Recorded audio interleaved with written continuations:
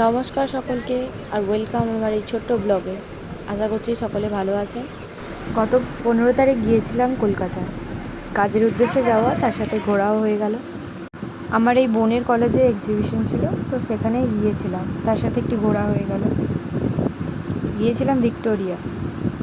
এই আমার ফটোগ্রাফার আসছে, আমরা আগে গিয়েছিলাম, ও তারপরে গিয়েছিল।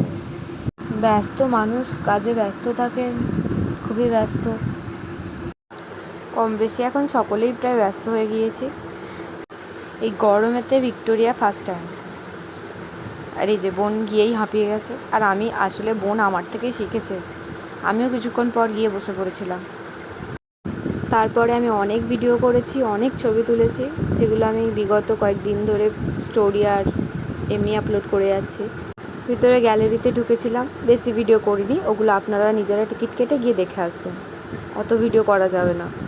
ভিডিওতে দেখার থেকে সামনাসামনি দেখাটা বেশি ভালো আমার মনে হয়। প্রতিবারের নয়, ব্লগারেরই ভিডিও নেই, কারণ আমার ক্যামেরা ধরাটা আমারই দায়িত্ব। তারপর সোনালি খুব সুন্দর সুন্দর ছবি তুলছিল, কিন্তু তার মাঝে ওর ফোনের স্টোরেজ শেষ। তারপরে আমরা কিছুক্ষণ এক জায়গায় বসে একটু খেয়ে বোনের এক্সিবিশনে গেলাম, যেটা 6:30 থেকে শুরু। তার আগেটা আমরা ঘুরে নিচ্ছিলাম।